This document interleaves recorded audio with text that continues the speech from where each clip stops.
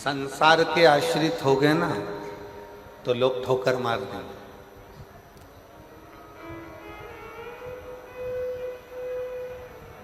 जगत के आश्रित हो गए तो भी लोग ठोकर मार देंगे, पर उस महादेव के अगर आश्रित हो गए तो ठोकर नहीं मिलेगी, ठोकर नहीं मिलेगी।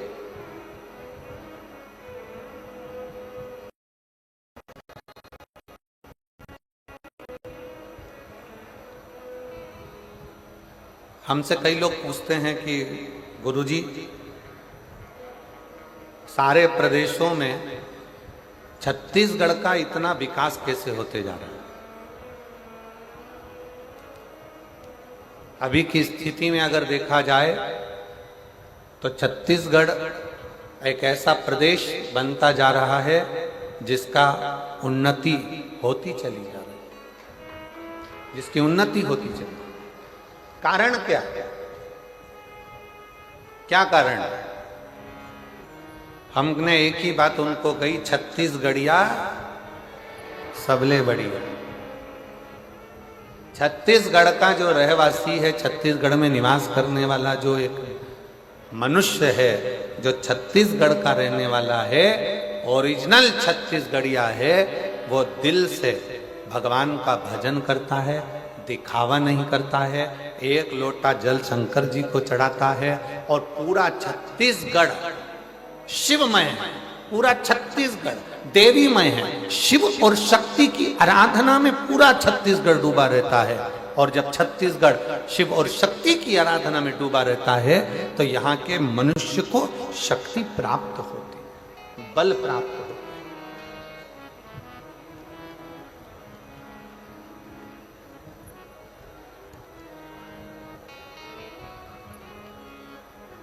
एक बात कहना चाहेंगे, आप लोगों के स्मरण में हो,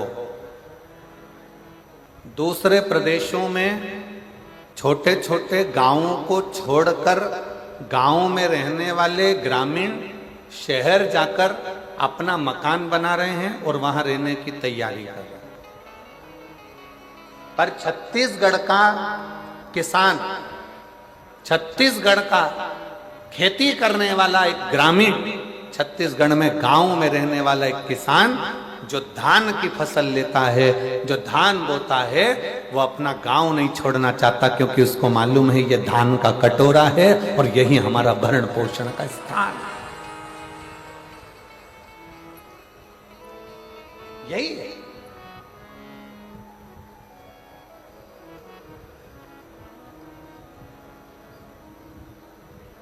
छत्तीसगढ़िया जरा जम के जरा, अच्छा आवाज नहीं आई। छत्तीसगढ़िया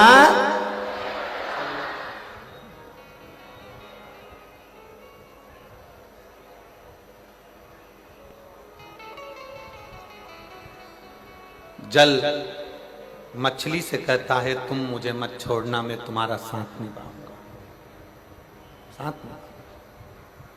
पृथ्वी वृक्ष से कहती है तुम मुझे मत छोड़ना, मैं तुम्हारा साथ निभाऊंगा, मैं तुम्हारा साथ निभाऊंगा। और शिव कहते हैं, भगवान देवादिदेव महादेव कहते हैं, भगवान शंकर कहते हैं कि तुम एक लोटा जल चढ़ाना मत छोड़ना, मैं तुम्हारा साथ निभाऊंगा, आखिरी तक निभाऊंगा,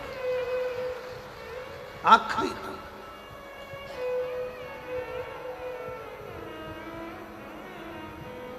आप उसके आश्रित तो हो।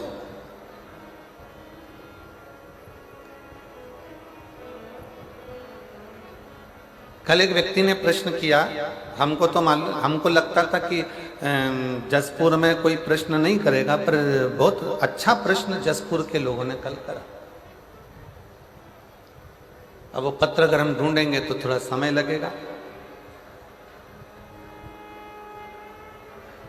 उस जसपुर की एक बहन ने लिखा पत्र में, अब वो कौन से गांव की है और वो पत्र को ढूंढेंगे तो थोड़ा समय लग सकता है।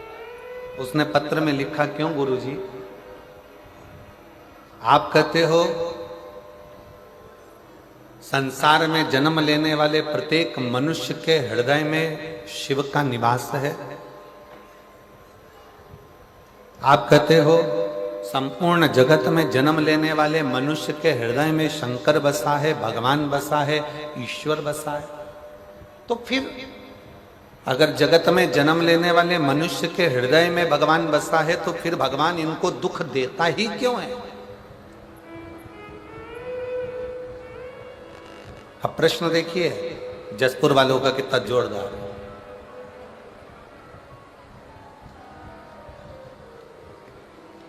सबके हृदय में सब में रब समाया है, जित देखो उस रब की ही माया। यदि सबके हृदय में, सबके चित्त में, सबकी वृत्ति में, सबके मन में, सबके हृदय में शंकर बैठा है, यदि सबके अंदर शंकर विराजमान है, ईश्वर विराजमान है, शिव विराजमान है, भगवान विराजमान है, तो फिर भगवान इनको दुख देता ही क्यों है? क्योंकि भगवान ही तो बैठा है ना सबके हृदय में। फिर दुख देने का कारण क्या? फिर तकलीफ देने का कारण क्या?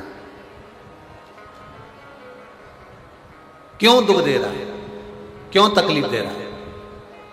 तो मेरी जीजी जिसने ये प्रश्न किया है, जिसने ये प्रश्न करा है, जिसने ये प्रश्न पूछा है, शंभू जिसने ये प्रश्न पूछा है, जिसने ये प्रश्न किया है, मैं उसको कहना चाहूंगा कि भगवान सबके हृदय में विराजमान है, सबके दिल में बैठा हुआ है।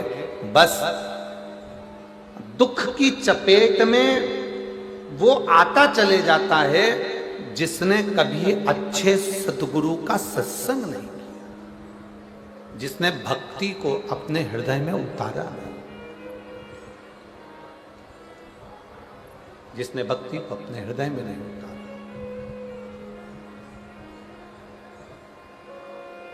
गुरु नानक देव जी ने एक बात कही अपनी वाणी में,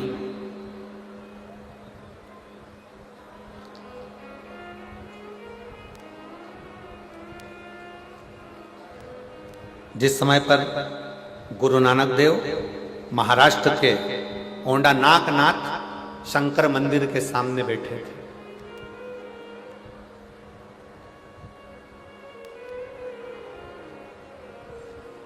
जिस समय पर गुरु नानक देव जी ओंडा नागनाथ महाराष्ट्र के शिव मंदिर की साक्षी में बैठे हुए थे, तो वहां पर उन्होंने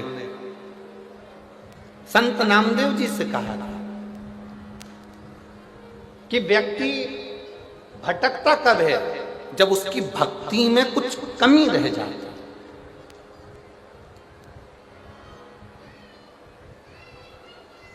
जब उसके विश्वास में कमी रह जाती, उसके भरोसे में कमी रह जाती।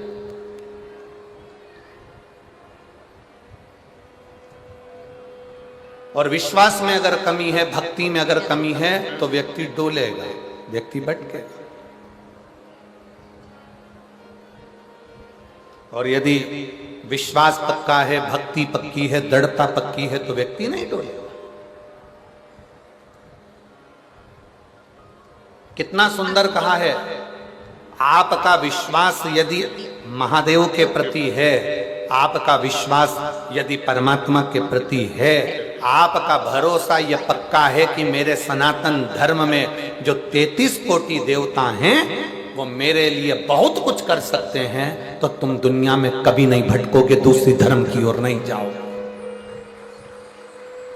आप नहीं भटकोगे।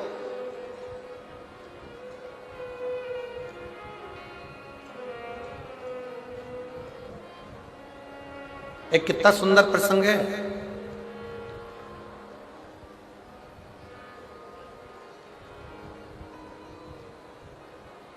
मध्य प्रदेश की भूमि पर जन्म हुआ था बैजनाथ मिश्र का।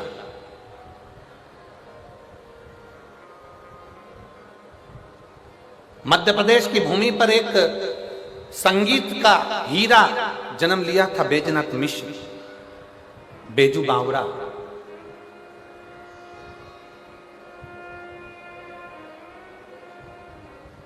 और ग्वालियर के राजघराने में वो बेजू बावरा अपनी संगीत की कला देता था।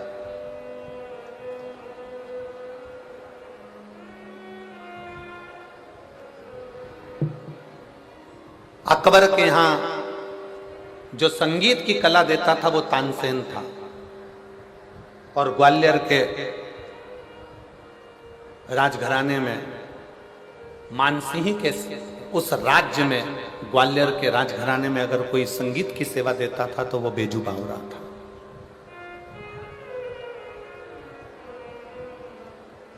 बेजू बावरा।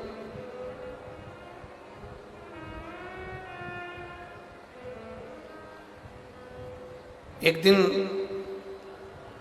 अकबर को मालूम पड़ा कि ग्वालियर के राजघराने में मानसिंह की उस राज सिंहासन के सामने एक गायक कलाकार बैठता है, एक संगीतकार बैठता है, उसका नाम बेजू बावरा है। बेजू बावरा क्यों? किस लिए? क्योंकि वो संगीत में इतना डूब गया था, संगीत में इतना डूब गया था, इतना संगीत में डूब गया था कि 24 घंटे वो संगीत की कला से बाहर ही नहीं निकल पाता था। तो लोग ने उसे पागल कहना प्रारंभ कर दिया, बावरा कहना प्रारंभ कर दिया। नहीं तो उसका नाम था बैजनाथ मिश्र।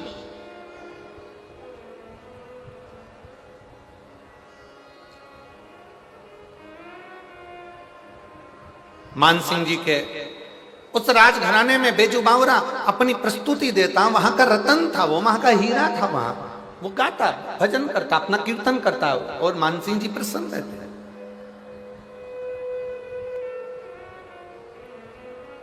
महाराज अकबर को मालूम पड़ा, जरा देखिएगा कितना विचित्र कथा है, बहुत सावधानी से सुनिएगा जरा। ये उनके मुंह पर, ये कथा उनके मुख पर थप्पड़ है जो कहते हैं सनातनी पत्थर की पूजन करते हैं। ये कथा उनके मुख पर थप्पड़ है, जो कहते हैं कि पत्थर की पूजन करते हो तुम हिंदू, तुम सनातनी पत्थर को पूजते हो। बेजू बावरा ने अकबर के राजघराने में जाकर बताया था कि पत्थर की पूजन का प्रमाण किया।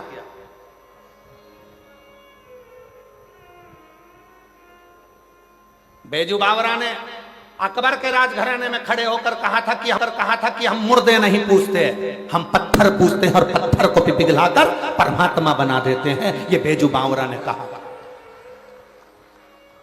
ये बेजू बावरा कहता है।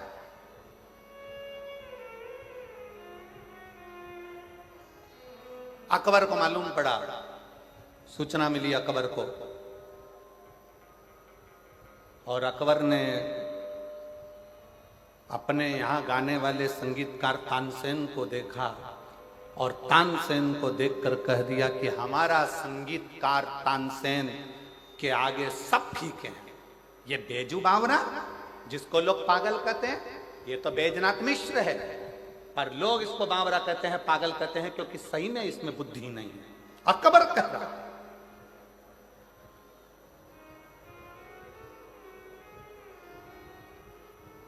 अकबर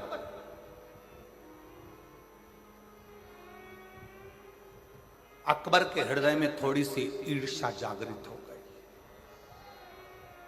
अकबर के हृदय में थोड़ी सी ईर्ष्या, नफरत जागृत हो गई कि मेरे राजघराने में जो तानसेन गाता है वो सबसे पहले नंबर का है, वो सर्वश्रेष्ठ है। बाकी के मानसिंह ग्वालियर के राजघराने में जो गा रहा है बेजू बावरा, वो शून्य है। अकबर ने उसी समय पर डोंडी पिटवा दी। पूरे नगर में, पूरे क्षेत्रों में, सारे प्रदेशों में आवाज गई, नगरों में डोंडी पिटाई गई कि हमारे तानसेन को सम्मुख में बिठाकर हम संगीत की परीक्षा करना चाहते हैं। जो जीतेगा उसको रत्नों से तोल दिया जाएगा, और जो हारेगा उसको मृत्यु दंड दे दिया जाएगा। जितने संगीत वाले थे उसमें से कोई संगीत वाला जाने को तैयार नहीं हुआ कि ऐसा रतन किस काम का, अगर हार गए तो मृत्यु दंड, जिंदा रहे तो रतन, तो मतलब क्या। कोई संगीत वाला नहीं गया। 4 बार पत्र मानसिंह जी के यहाँ भेजा गया, 4 बार पत्र राजा मानसिंह ग्वालियर नरेश के पास भेजा गया कि आपके यहाँ पर बेजू बावरा संगीत का मर्मज्ञ है, उसको भेजिए। बेजू बावरा के पास सूचना पहुंची। राजा मानसिंह ने कहा, अकबर ने एक परीक्षा रखी है, तानसेन को जो हराएगा या जो हारा उसको मरना है, और जो जीत गया उसको रतन से, हीरे से, पन्ना से, माणिक से, रत्नों से तोल दिया जाएगा। बेजू बावरा, मानसिंह जी ने कहा हमारा मन है बेजू बावरा, तुम जाओ उस अकबर की राज सिंहासन पर जाकर तुम अपनी संगीत की कला दिखाओ। बेजू बावरा ने कहा मानसिंह जी से, क्योंकि बेजू बावरा शंकर का परम भगत था, शिव का भगत। बेजू बावरा, बैजनाथ मिश्र, उनके पिताजी शंकर की उपासना करते थे, उनकी मां शंकर की आराधना करती थी, वो स्वयं शिव की आराधना करते थे। शंकर पर एक लोटा जल, शंकर की भक्ति करना, शिव की आराधना करना, शंकर के मंदिर में बैठकर शिव के सम्मुख में, शंकर की साक्षी में, नटराज की साक्षी में अपनी संगीत की कला का आनंद लेते थे। जो गुरु सिखाते थे वो बेजू बावरा शिवालय में बैठकर शंकर की साक्षी में अपनी संगीत की कला को निखारता था, अपनी संगीत की कला।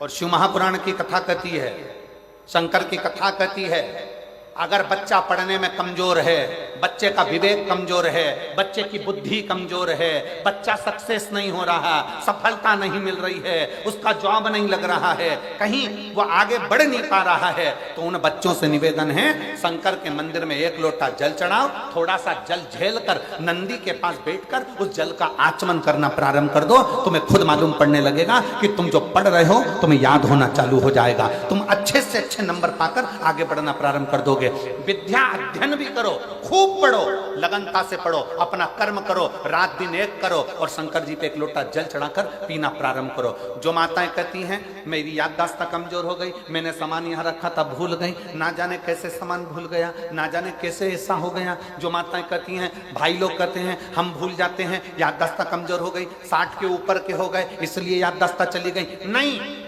अगर आपकी याददाश्त जा रही है तो आप शंकर जी को एक लोटा जल चढ़ाना प्रारंभ करो, अपने घर से जल भरो, शिव के मंदिर में जाकर चढ़ाओ, उस जल को झेलो, नंदी के पास बैठकर आचमन कर लो, उसको पी लो। आपको खुद मालूम पड़ेगा 20-22 दिन में, 1 महीने में आपको अंतर दिख जाएगा कि मेरी याददाश्त पहले जैसी थी मजबूत, वैसी की वैसी और हो गई, अब मैं भूल नहीं रही, अब मैं भूल नहीं रहा। बैजनाथ मिश्र जी के, बेजू बावरा जी के माता पिता ने बेजू बावरा को शंकर के मंदिर में बहुत रुचि प्रदान कर दिया। बेजू बावरा तो शिव का उपासक भी था और गायन में भी प्रबल, शिव भक्ति भी और साथ में गायन।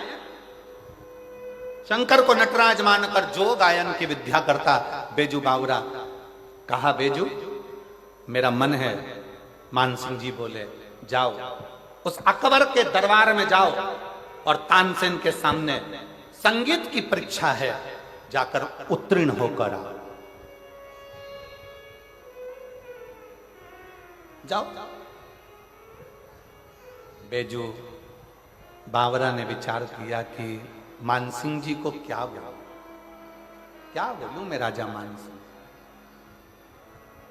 क्या कहा जाए राजा मानसिंह जी को। और बेजू बावरा ने राजा मानसिंह जी से कहा आपकी जैसी आज्ञा हो मैं वो करने को तैयार हूं, पर एक निवेदन है महाराज, एक निवेदन, बहुत सावधानी से कथा को सुनिएगा, ये दिल को छूने वाली कथा, हृदय को छूने वाली। महाराज मैं अकबर के राज्य में, मैं अकबर के प्रदेश में जाकर मैं परीक्षा देने को तैयार हूं, पर बात एक ऐसी है कि जो हारेगा, जो हारेगा, जो हारता है उसको मृत्यु दंड मिलेगा, मृत्यु दंड। जो हारेगा उसको मृत्यु दंड मिलेगा, बात केवल इतनी सी। तो मानसिंह जी ने कहा बेजू बावरा से, क्या बेजू बैद्यनाथ क्या तुमको अपने आप पर भरोसा नहीं है? बैद्यनाथ ने कहा मुझे अपने आप पर भरोसा पूरा है। फिर दिक्कत क्या है? दिक्कत यह है कि जो हारेगा उसको तो मृत्यु दंड मिलेगा ना, चाहे कोई भी हारे, मृत्यु दंड तो उसको मिलेगा, मरेगा वो। मर जाएगा। क्या चाहते हो? बैजू बावरा ने कहा मैं जाऊंगा, तानसेन के सामने जाऊंगा, अकबर के राजघराने में जाऊंगा, अकबर के पास पहुंचूंगा और मैं भी अपनी परीक्षा दूंगा। मना नहीं है। आज बैजू बावरा तैयार होकर अकबर की सभा में पहुंच गया। अकबर की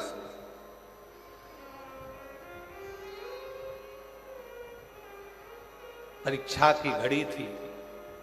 अकबर ने कहा बैजू बावरा से, सुन रहे बैजू बावरा, मैंने सुना है तू मान सिंह जी के यहां पर गायन का बहुत बड़ा उस्ताद है, बहुत बड़ा संगीतकार है। तो बैजू बावरा ने हाथ जोड़कर अकबर के सामने कहा कि मैं काय का बहुत बड़ा उस्ताद तो मेरा वहीं रह गया, वो कैलाश अधिपति, वो शंकर, वो शिवालय में रहने वाला मेरा शिव, वो रहा, वो उस्ताद, वो उस्ताद।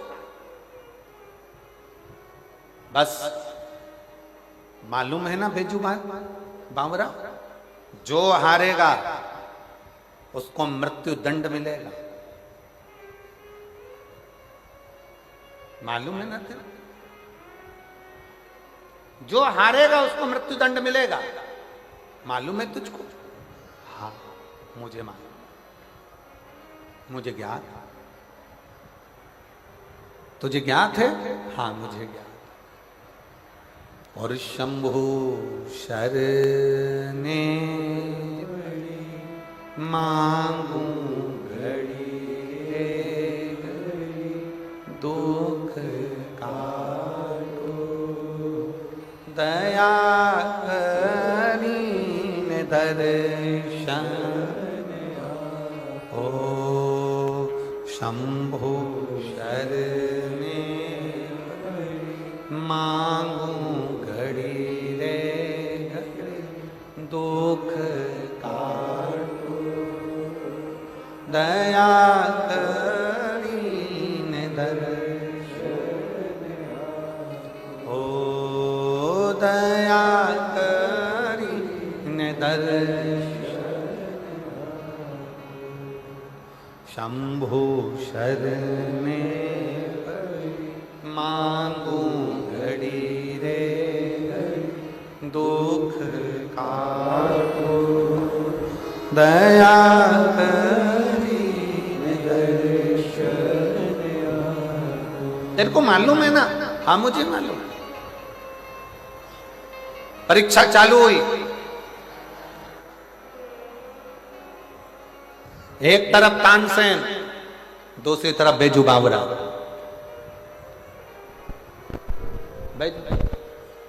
परीक्षा चालू। तानसेन ने जो राग छेड़ा, ऐसा राग छेड़ा तानसेन ने कि जितने दीप लगे थे वो दीप जलना प्रारंभ हो गए। सारे दीप जलना प्रारंभ।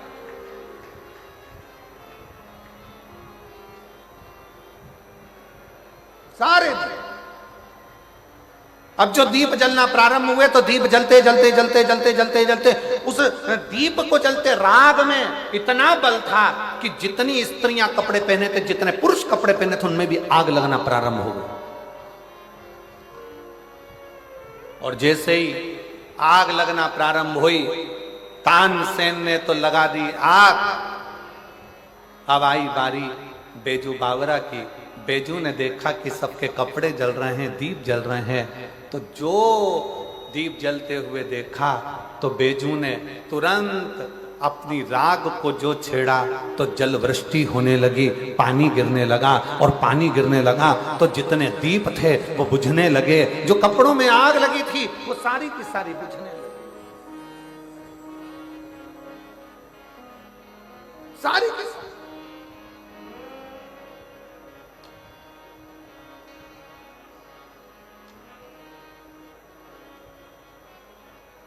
कपड़ों में जो आग लग रही थी वो बुझना प्रारंभ हो गई।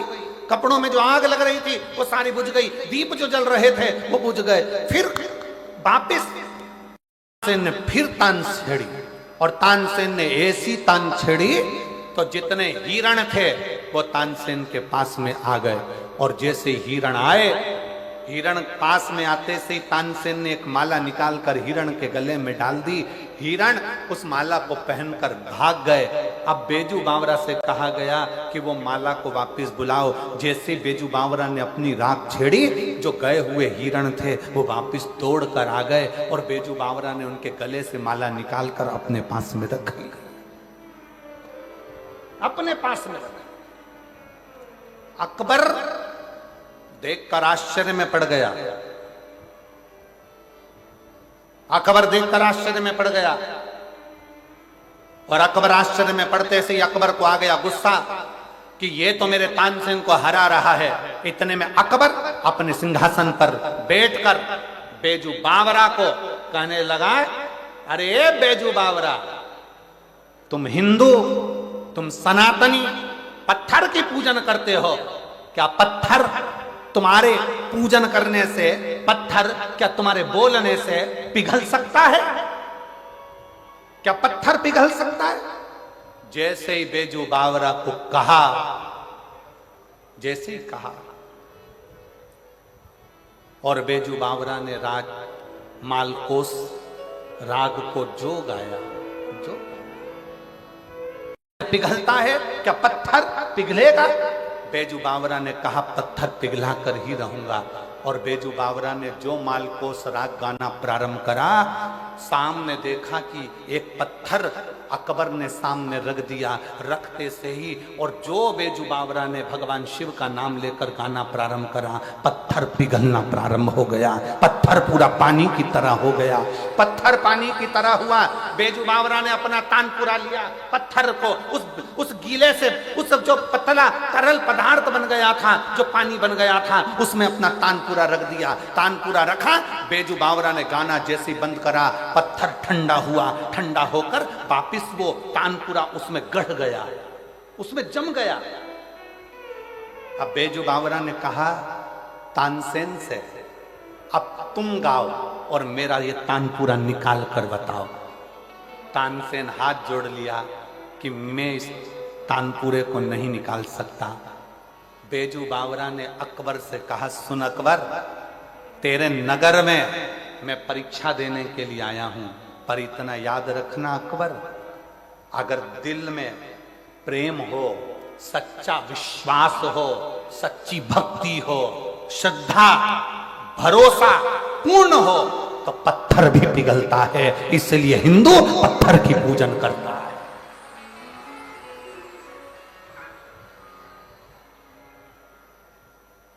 पुकारने वाला अगर हो, दिल से अगर पुकारा जाए, प्रेम से अगर पुकारा जाए, श्रद्धा से अगर पुकारा जाए, तो पत्थर भी पिघलता है।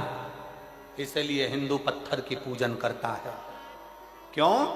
क्योंकि हिंदू सनातनियों में वो बल होता है कि पत्थर को परमात्मा मानकर पूजते हैं, तो पत्थर में भी परमात्मा को प्रकट कर लेते हैं। वो परमात्मा का बल एक सनातनी में होता है।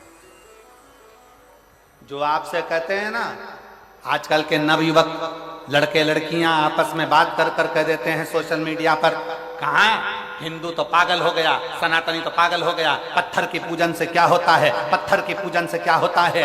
हमारे सनातन धर्म की मूलता है, बेजू बावरा अकबर के सामने बैठकर अपने प्रेम की वाणी से, अपनी लयता से, अपने शब्दों से पत्थर को पिघला देता है। और वही बेजू बावरा अकबर के सामने कहता है, ये सनातन धर्म है, ये हिंदू है, कि पत्थर को भी अगर भाव से पूछता है तो उसमें भी परमात्मा प्रकट कर लेता है। ये भाव हमारे यहां दिखाया गया। ये भाव कई लोग कहते हैं, गुरुजी ये आप कहते हो कि एक प्रश्न कल वो बहन ने करा, उसी प्रश्न का ही उत्तर है, उसी प्रश्न का उत्तर।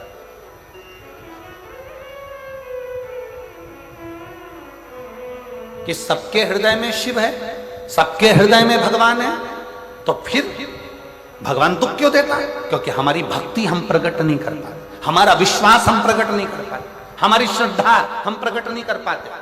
भगवान तुम्हारे छल से कभी प्रसन्न नहीं हुआ, भगवान तुम्हारे दिखावे से कभी प्रसन्न नहीं हुआ, भगवान तुम्हारे कपट से कभी प्रसन्न नहीं हुआ। तुमने बहुत सारा अपने शरीर को मालूम पड़े चंदन लगा लिया, खूब अपने खूब सारा बाल बढ़ा लिया, खूब सारा वस्त्र भी पहन लिया, खूब आडंबर भी कर लिया और सोचो कि परमात्मा तुम्हारे सामने प्रकट हो जाए। परमात्मा प्रकट नहीं होता। परमात्मा को प्रकट करने के लिए निर्मल मन सो मोहि पावा, मोहि छल छिद्र कपट ना भावा। तुम्हारा नूतन मन होगा, हृदय होगा, तो परमात्मा प्रकट हो सकता है, प्रकट हो सकता।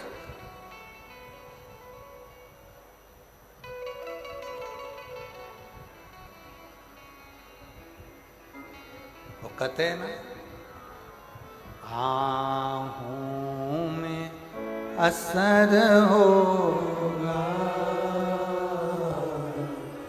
घर बैठे बुला लेंगे, आहों में असर होगा, घर बैठे बुला लेंगे। तुम रूठे रहो भोले, हम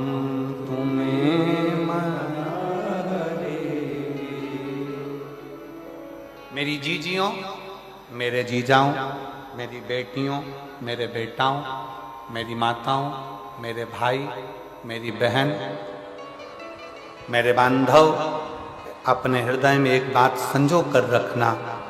तुमसे लोग कहें कि एक लोटा जल चढ़ाने से होगा क्या, एक लोटा जल शंकर के मंदिर में चढ़ाने से होगा क्या, क्या होगा? आप एक बार एक लोटा जल लेकर शंकर के मंदिर में विश्वास लेकर जाओ।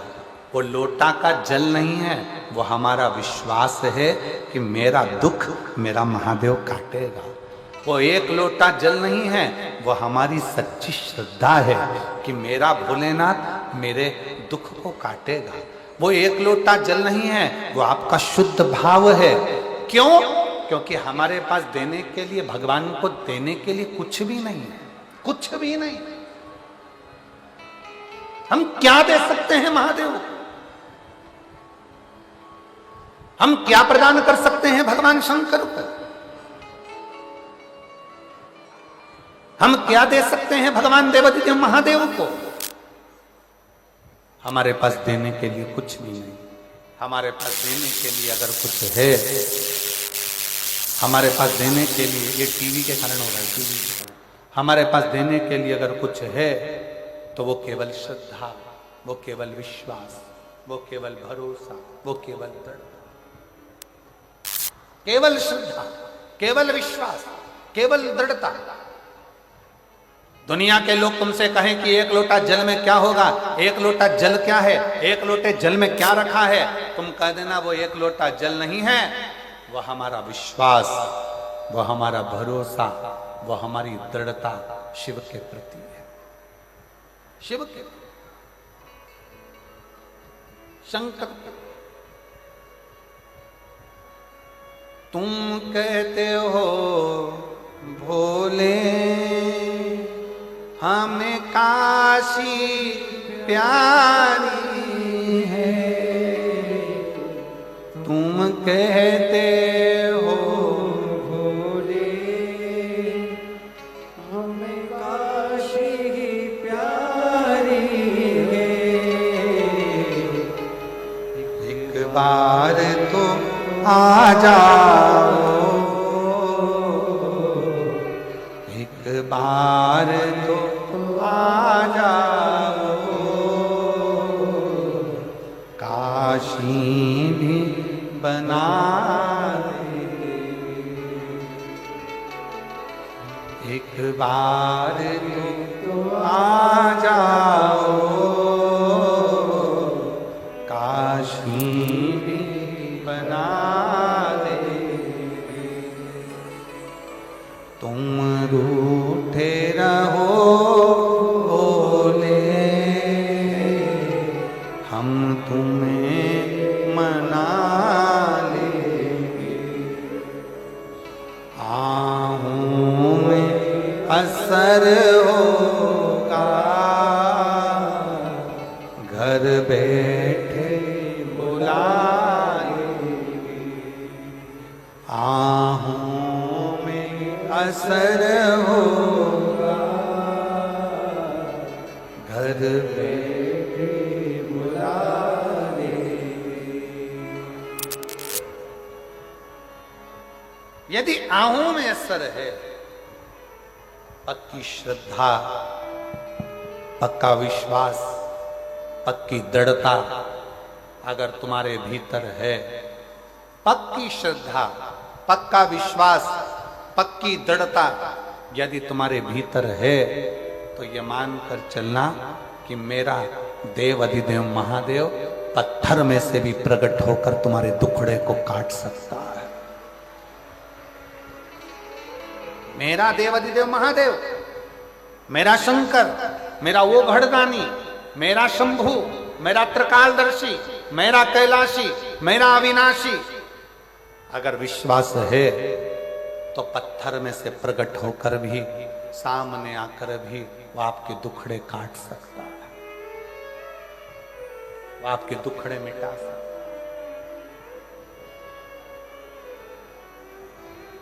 आहों में असर होगा, घर बैठे बुला लेंगे, आहों में असर होगा, घर बैठे बुला लेंगे। तुम रूठे रहो भोले, हम तुम्हें मना देंगे। तुम रूठे रहो भोले, हम तुम्हें मना देंगे। अगर विश्वास है, यदि भरोसा है, और पूर्ण भरोसा, पूर्ण दृढ़ता, पूर्ण विश्वास है, तो पत्थर में से भी परमात्मा प्रकट हो जाता है। पत्थर में से यदि भरोसा है, यदि विश्वास है।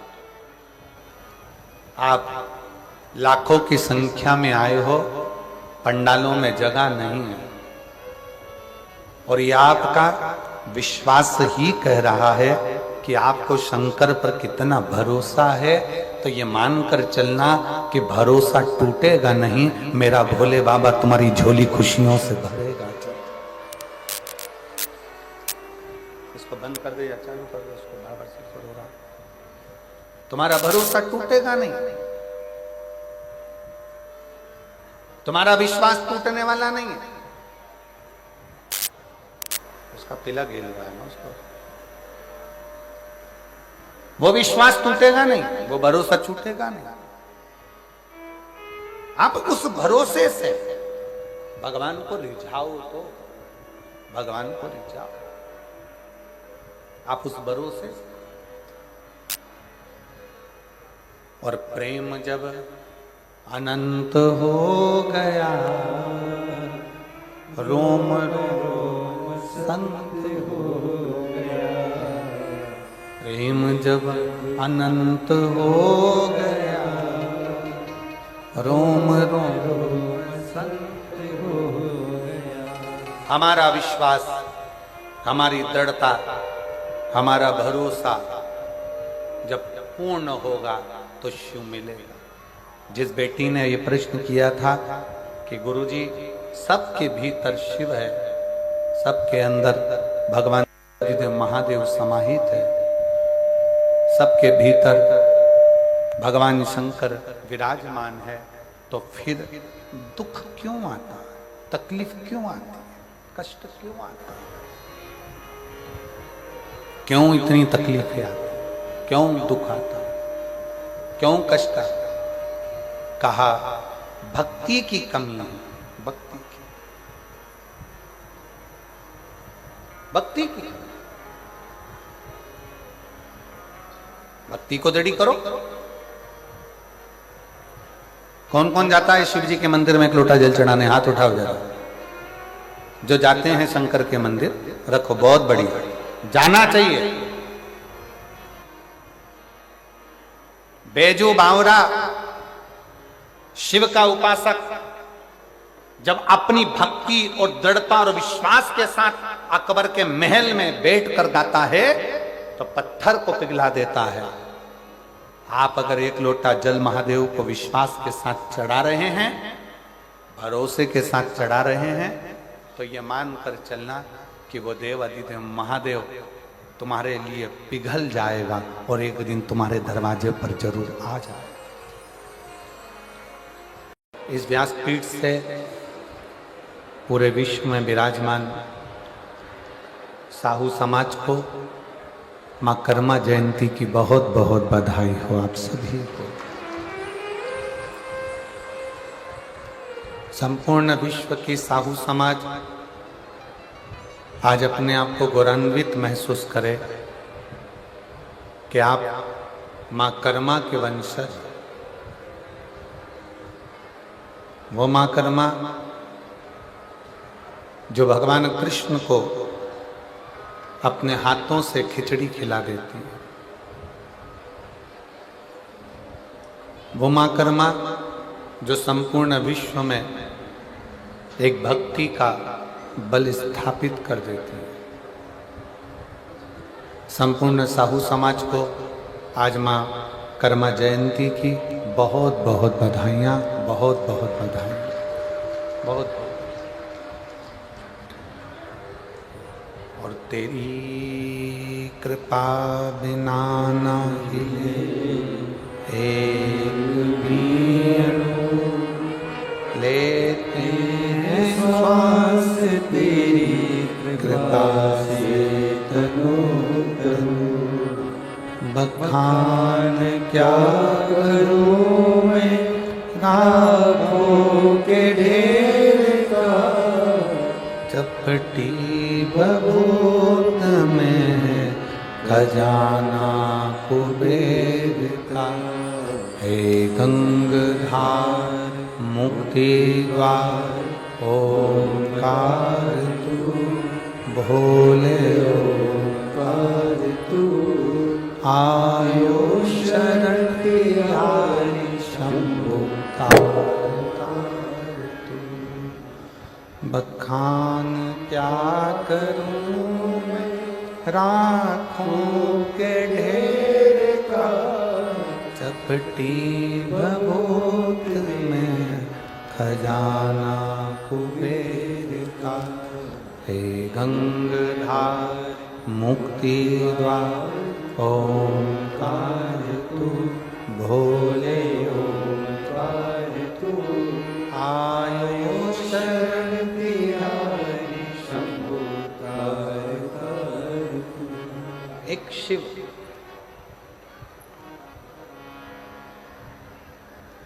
कहते हैं, मानव का जब जन्म होता है, मनुष्य का जब शरीर मिलता है,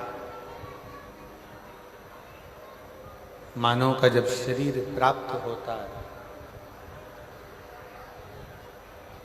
और मानव का शरीर जब मिला, मृत्युलोक में भेजा गया।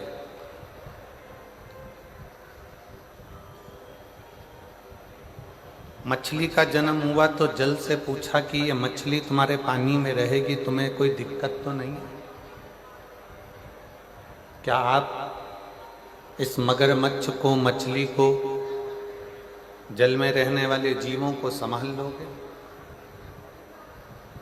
जल ने कहा कि हम बैठे हैं, जब तक जल में रहने वाली मछली, मगरमच्छ, जल के जीव जब तक जल में हैं तब तक वो सुरक्षित है,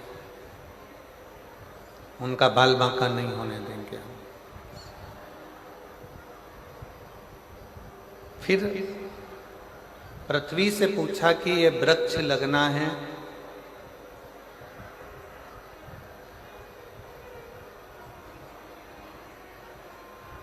इन वृक्षों को लगाना है, क्या इन वृक्षों को आप संभाल लोगे? पृथ्वी ने कहा कि तुम चिंता मत करो, इन वृक्षों को जन्म दीजिए। ये वृक्ष, इनकी जड़ जब तक मिट्टी में रहेगी, पृथ्वी से लगी रहेगी, तब तक इन वृक्षों का कुछ भी बिगड़ने वाला नहीं। थोड़ा ध्यान से सुनिएगा कथा।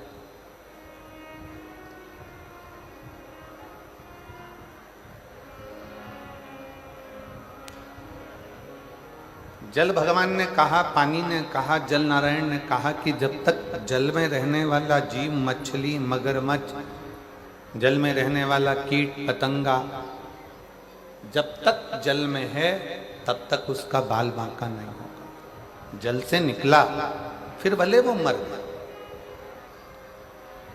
जल से निकलने के बाद भले फिर वो प्राण छोड़। पृथ्वी ने कहा कि वृक्ष, पेड़ पौधे पृथ्वी पर रहेंगे जब तक वो मिट्टी का संग रखेंगे, जब तक वो मिट्टी को अपने पास में रखेंगे, जमीन को, पृथ्वी को, मिट्टी को जब तक वो नहीं छोड़ेंगे, तब तक इनका बाल बांका नहीं होने वाला। ये सूखेंगे नहीं, ये मरेंगे। अब वायु से पूछा, तुम पक्षी को रख सकते हो, परिंदे को रख सकते हो? तो कहा, जब तक वायु में परिंदा है, पक्षी है, तब तक मैं उनका बाल बांका नहीं होने दूंगा। जलचर के लिए जल ने कह दिया, वृक्षों के लिए पृथ्वी ने कह दिया, पक्षियों के लिए वायु ने कह दिया, पशुओं के लिए जंगल ने कह दिया। अब आई बारी केवल एक मनुष्य, केवल एक मानव की।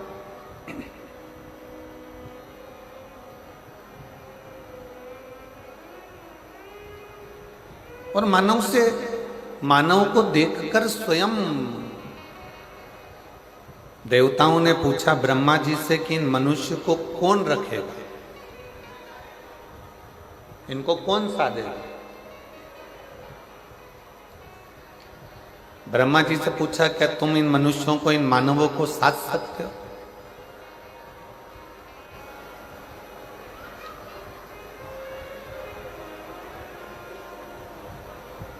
अच्छा, ये विचार करिए पहले तो, कितना उल्टा ज्ञान हम भारतीयों को दिया जाता है। विदेश के लोग इस ज्ञान को नहीं मानते। कौन सा ज्ञान? कि मानव बानर से चालू हुआ, बंदर की योनि से चालू हुआ तो वो मनुष्य बना। बानर से उसकी जिंदगी चालू हुई, पहले मनुष्य बंदर था, बंदर से ऐसा बना, बंदर से वैसा बना, बंदर से फिर वो मानव बना। ईमानदारी से बोलना, अगर बंदर से मानव बनता होता तो दुनिया में इतने सारे बंदर हैं, वो सारे मानव नहीं बन जाते। ये उल्टा ज्ञान हमको दिया जाता है कि बंदर से मनुष्य बना। पर शास्त्र कहता है, वेद कहते हैं, पुराण कहते हैं कि ब्रह्मा जी के जंघा से मनु और शत्रुपा की उत्पत्ति हुई।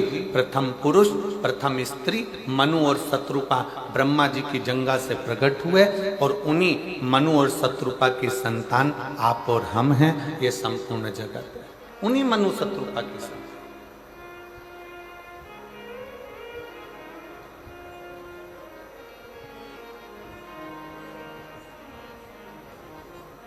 और ज्ञान क्या दिया गया? कहा क्या गया कि आप और हम बानर से पैदा हुए, बंदर की योनि थी, बंदर से मनुष्य बनते चले गए, मानव बनते चले गए। अरे भाई, अगर बानर से मानव बने होते तो इतने बंदर संसार में ना रहते, फिर वो भी मानव बन जाते। केवल सनातन धर्म की लेखनी को दबाने के लिए लोगों ने अपनी लेखनी को प्रकट किया।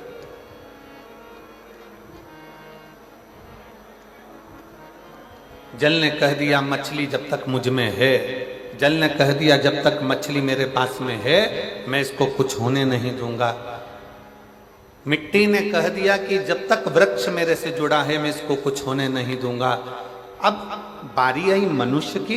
ब्रह्मा जी से पूछा है इन मनुष्य को आप रख सकते हो? ब्रह्मा जी ने मना कर दिया। भगवान नारायण से पूछा, नारायण ने भी कुछ कहा।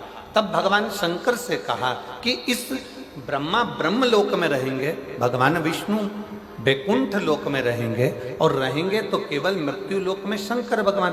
अब इन मनुष्यों को संभालेगा कौन? इन मानवों को कौन संभाल सकता है? तब उस जगह पर स्वयं भगवान शंकर सामने आकर खड़े हो गए ब्रह्मा और विष्णु के सामने और कह दिया तुम चिंता मत करो, जब तक मनुष्य पृथ्वी पर रहेगा, माँ के गर्भ में बच्चा आएगा, उस दिन से लेकर जब वो मरेगा तब तक शंकर भगवान कहते हैं मेरी जवाबदारी है उसको लेकर आगे बढ़ने की और उसको संभालना।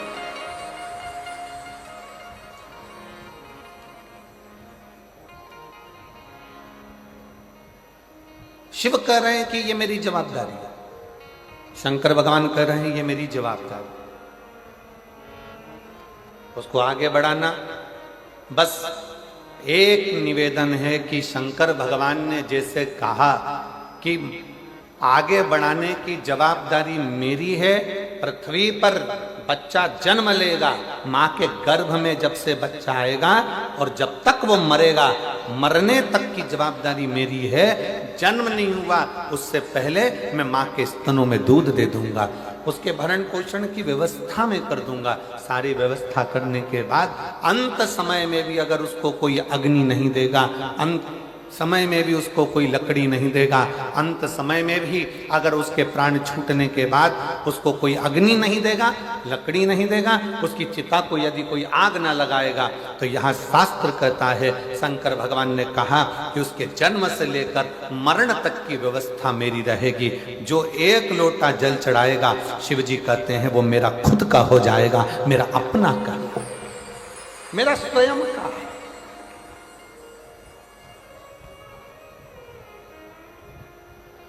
और मैंने तेरे ही भरोसे बाबा, तेरे ही भरोसे हवा बिच उड़ती जावांगी बाबा, डोर हत्तो छड़ी नावे कटी जावांगी। भोले मैं तेरी शंभो मैं तेरी हवा बिच उड़ती जावांगी बाबा, डोर हत्तो छड़ी नावे कटती जावांगी। मछली जब तक पानी से जुड़ी है, मछली का बाल बांका नहीं होता। वृक्ष जब तक मिट्टी से जुड़ा है, वो वृक्ष का बाल बांका नहीं होता, पौधे का बाल बांका नहीं होता। और मनुष्य जब तक शंकर से जुड़ा है, तब तक उसका बाल बांका नहीं होता। शिव उसको संभाल लेते। बोल बम का नारा है, जरा जम के बोल बम का नारा है, उसका बाल बांका नहीं, वो संभालता है, वो बैठा है संभालने वाला, वो संभाल लेता, वो संभाल लेता। और मेरे भोले तेरा सहारा है, मेरे भोले तेरा सहारा है, मेरी नैया का तू किनारा है, मेरी नैया का तू किनारा है। ओ मेरे बाबा तुझे पुकारा है, मेरे बाबा तुझे पुकारा है, मेरी नैया का तू किनारा है, मेरी नैया का तू किनारा है। हम उसके आश्रित होकर जिए,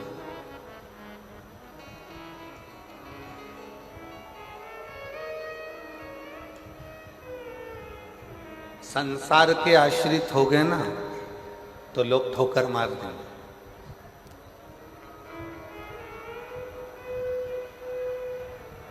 जगत के आश्रित हो गए तो भी लोग ठोकर मार देंगे, पर उस महादेव के अगर आश्रित हो गए तो ठोकर नहीं मिलेगी। एक चावल का दाना भी अगर लेकर शंकर के मंदिर में जा रहे हो, एक चावल का दाना लेकर भी अगर शिव जी के मंदिर में पहुंच रहे हो, शंकर जी की चौखट पर जा रहे हो,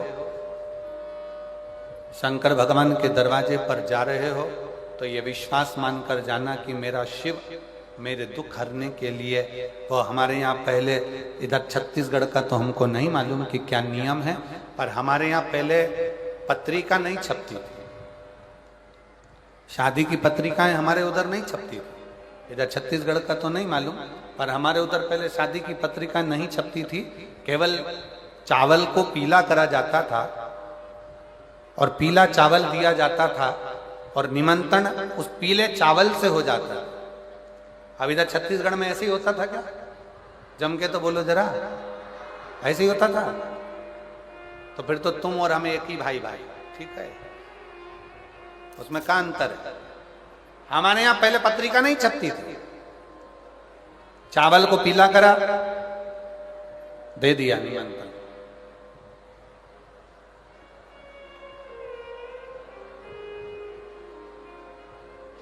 और चावल को पीला करके निमंत्रण दिया जाता था, और निमंत्रण दिया तो जिसके यहां पर निमंत्रण जाता था वो आता था।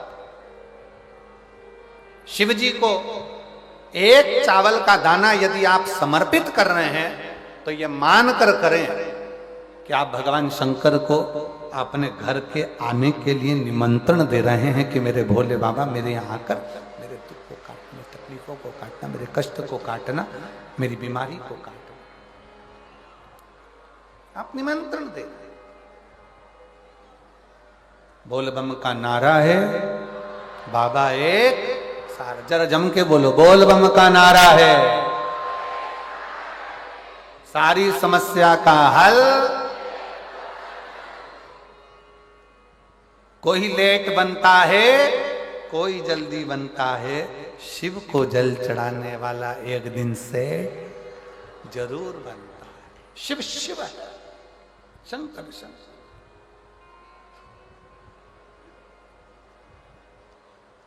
भरोसा दृढ़ी करिए, विश्वास दृढ़ी करिए, और जिस दिन भरोसा विश्वास दृढ़ी होगा उस दिन शिव जरूर।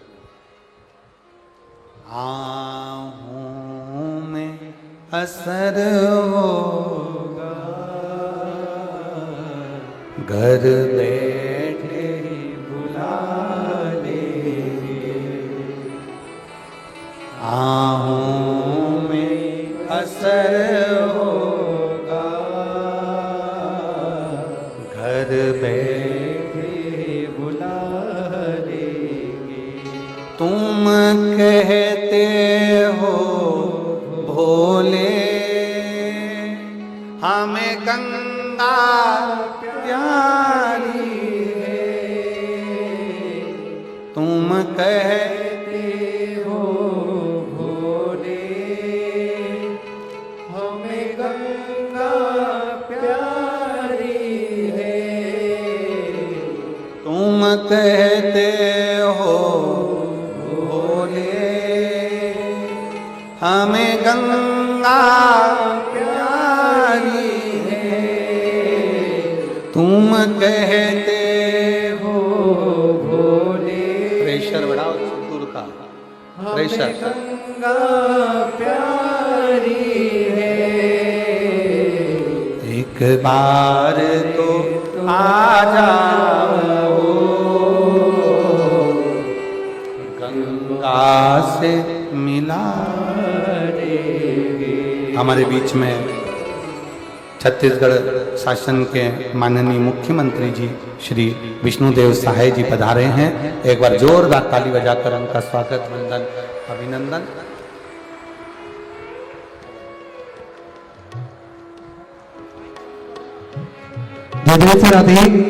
देखिए, बड़ा ही जो अवसर है, कथा के दौरान छत्तीसगढ़ शासन के यशस्वी मुख्यमंत्री माननीय श्री विष्णुदेव जी साई जी का शुभ मंगल आगमन हुआ। एक बार जोरदार ताली बजाकर स्वागत करें। साथ में श्री पवन साई जी संगठन मंत्री भाजपा से आपका भी आगमन हुआ है। साथ में माननीय मुख्यमंत्री जी की माता जी श्रीमती जसमती देवी साई जी का भी आगमन हुआ। एक बार जोरदार ताली बजाकर स्वागत करें। देखिए किस प्रकार से निरंतर अपने दृढ़ संकल्प से छत्तीसगढ़ को निरंतर उन्नति की ओर अग्रसर करते हुए निरंतर सभी लोगों के हित में कार्य करते हुए माननीय मुख्यमंत्री जी निरंतर सभी की सेवा में तल्लीनता से अपना महत्वपूर्ण योगदान निरंतर लगाते रहते हैं। एक बार जोरदार ताली बजाकर स्वागत करें।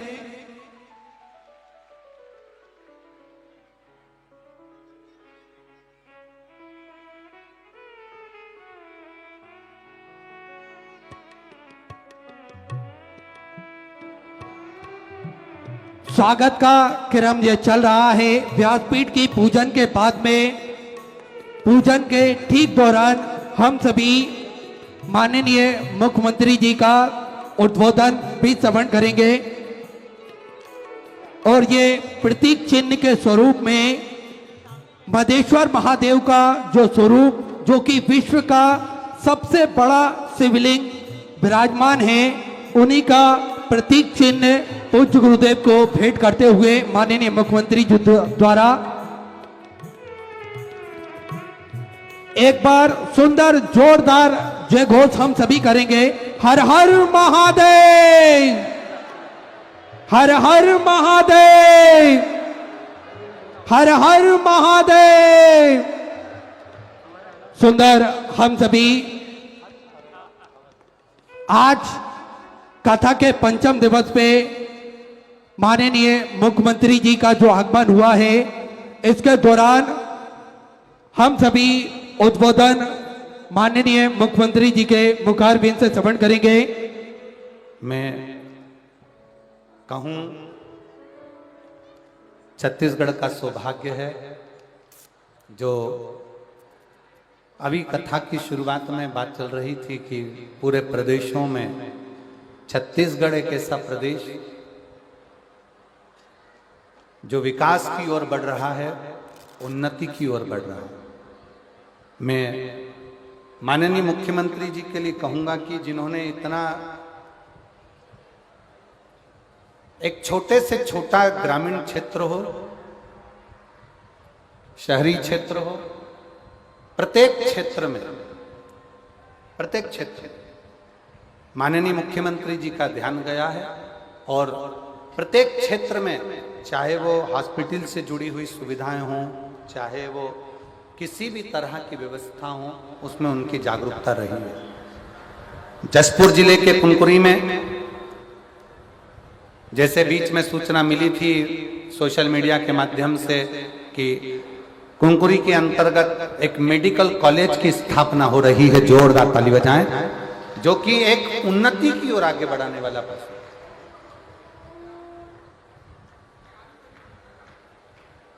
और एक और जहां लोग जसपुर में कहा करते थे कि ये बड़ा वो बड़ा, हमने कहा सब भोलेनाथ के चरणों में पड़ा। यहां माननीय मुख्यमंत्री जी ने छत्तीसगढ़ शासन के माननीय मुख्यमंत्री जी श्री विष्णुदेव साई जी को मैं इसके लिए धन्यवाद दूंगा कि प्रकृति की गोद में जो इतना बड़ा शिवालय, जो शंकर का इतना बड़ा शिवलिंग है, और उस शिवालय को जो आसपास का क्षेत्र, वो कहते हैं पर्यटन की दृष्टि से, दर्शन की दृष्टि से, भक्तों के आने से ये पूरा क्षेत्र जो मयाली क्षेत्र है, जो कुनकुरी क्षेत्र है, आने वाले समय में ये किसी बड़े जिले से कम नहीं होगा। ये ऐसा क्षेत्र का एक निर्माण होगा। ये कोई सहज नहीं, ये सहजता नहीं। मैं आमंत्रित कर रहा हूं माननीय मुख्यमंत्री जी को अपने सुंदर दो शब्दों के उद्बोधन में, जो इतने शिव भक्त लाखों की संख्या में ऐसे आनंद के साथ यहाँ पधारे हैं और छत्तीसगढ़ शासन की ओर से आप आज कथा के पंचम दिवस में पधारे। सनातन धर्म की ध्वजा को आप मजबूत कर रहे हैं और संपूर्ण सनातनियों में एक जागरूकता, एक ऊर्जा, एक एनर्जी आपके माध्यम से मिल रही है। तो मैं माननीय मुख्यमंत्री जी को आमंत्रित करूं कि छत्तीसगढ़ शासन के माननीय मुख्यमंत्री जी अपना उद्बोधन कुछ शब्दों में आप और हमको श्रवित कराएंगे। एक बार जोरदार ताली बजाकर उनका स्वागत अच्छी करतल ध्वनि के साथ में। हर हर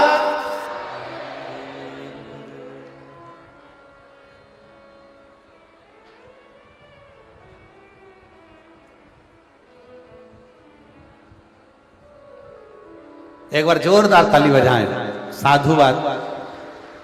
दोनों हाथों से ताली सेवा देते हुए माननीय मुख्यमंत्री जी का और सुंदर उद्बोधन के लिए मैं आमंत्रित करूं। सुंदर उद्बोधन आपका और हमको संपूर्ण पूरा विश्व, पूरा भारत इस आस्था चैनल के माध्यम से इस कथा का प्रसारण देख रहा है और आपका ये पवित्र भाव का उद्बोधन जो इस मधेश्वर महादेव की भूमि से हो रहा है, ये संपूर्ण विश्व का कल्याण प्रद।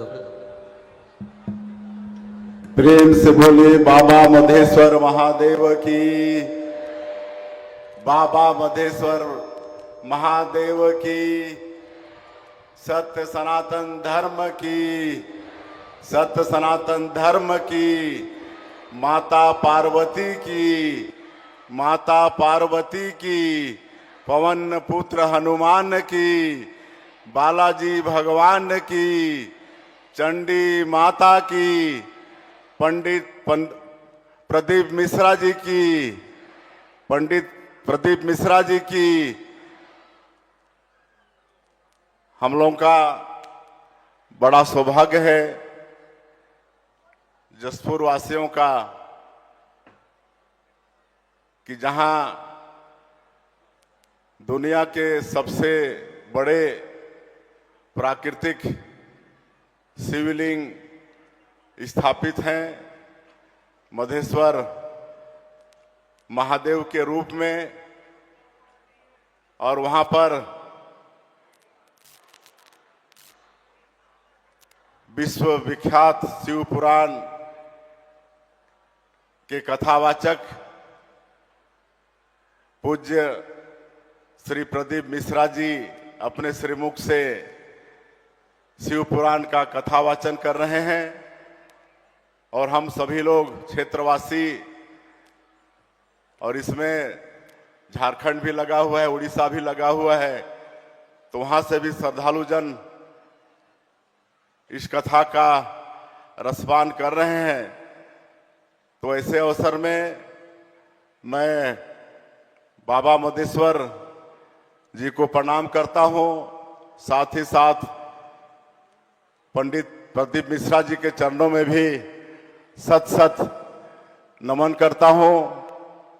और उन्होंने इस अंचल में जसपुर जो आदिवासी अंचल है और ये जहां ये शिव पुराण का कथावाचन हो रहा है, ये पूरा जंगल है, यहाँ न रास्ता है ठीक से न कुछ नहीं, और ऐसे जगह में आप सीहोर से मध्य प्रदेश से पधार कर हम लोगों को आशीर्वचन देने, शिव पुराण का कथावाचन करने आए हैं। मैं पूरे छत्तीसगढ़ की जनता के तरफ से, जसपुर जिला वासियों के तरफ से आपका बहुत बहुत आभार करता हूं। आपके श्री चरणों में मैं प्रणाम करता हूं। हमारे क्षेत्र के लोग आपको टीवी में बहुत देखते थे, सुनते थे, और उनकी इच्छा होती थी कि कभी साक्षात आपको अपने बीच में देखें, आपके श्रीमुख से शिव पुराण कथा का रसपान करें। और ये बराबर हमसे चर्चा करते थे कि ऐसा सौभाग्य अगर जसपुर क्षेत्रवासियों को हो जाए तो बड़ी अच्छी बात होगी। और सभी हमारे जिला के जो सर्व हिंदू समाज के लोग हैं, प्रमुख हैं, सबकी बड़ी इच्छा थी कि आप एक बार यहाँ पर आएं और अपने श्रीमुख से शिव पुराण का कथा वाचन करें। और वो सौभाग्य आज हम लोगों को मिला है। आप कष्ट उठा के इतने दूर से चल के यहाँ आए हैं। हम लोग आपको किस शब्दों में धन्यवाद दें, ये क्षेत्रवासियों के पास शब्द भी नहीं हैं। और मैं क्षेत्रवासियों को भी धन्यवाद देता हूं, सभी हमारे सनातनी जो प्रमुख हैं, जो प्रतिदिन यहाँ पर जजमान के रूप में अलग अलग समाज के बैठ रहे हैं, सब ने मिलकर इस कथा का आयोजन किया है। सब आर्थिक, मानसिक, शारीरिक हर तरह से सहयोग करके इस कथा का आयोजन किए हैं, तो उनका भी मैं बहुत बहुत धन्यवाद करता हूं, उनका आभार करता हूं कि आप लोगों की जो इच्छा थी, भोलेनाथ से आप सब लोग मन्नत मांगे थे, तो भोलेनाथ वो इच्छा हम लोगों की पूरी किए हैं। परम पूज्य पंडित जी महाराज यहाँ पर विराजमान हुए हैं और आज 5वां दिन चल रहा है शिव पुराण का, बहुत अच्छे से चल रहा है। मैं रोज लाइव थोड़ा बहुत देख ही लेता हूँ, काम करते करते भी आप लोगों को मैं जहाँ भी रहता था थोड़ा टाइम मिलता था, चाहे रायपुर में चाहे मंत्रालय में, वहाँ से बराबर मैं आप लोगों को देखता रहा हूँ। बहुत अच्छा ये शिव पुराण का कथा पूज्य महाराज जी के मुखारबिंद से चल रहा है। और मैं बताना चाहूँगा आदरणीय महाराज जी को कि महाराज जी, ये जसपुर जिला आदिवासी बहुल जिला है, यहाँ से लगा हुआ झारखंड है, उड़ीसा भी है। और यहाँ पहले बहुत धर्मांतरण होता था, गौहत्या होती थी, लेकिन यहाँ पर जसपुर राज परिवार है, उसमें स्वर्गीय दिलीप सिंह जुदेव जी का अवतरण हुआ, जो हिंदू कुल तिलक कहलाए, युवा हृदय सम्राट भी कहलाए और 5 बार सांसद, जिसमें 3 बार राज्यसभा, 2 बार लोकसभा, और सदैव अटल बिहारी वाजपेयी जी जिन्होंने हम लोग को छत्तीसगढ़ राज्य बना के दिया है, उनके समय में वो मंत्री के रूप में भी छत्तीसगढ़ और देश की सेवा की और उन्होंने घर वापसी कार्यक्रम चलाया। सबका जो कन्वर्टेड लोग, उनका अपने हाथों से उनका पैर धो धो के अनुष्ठान करके उनको फिर से हिंदू बनाने का काम किया। तो ये क्षेत्र बचा हुआ है।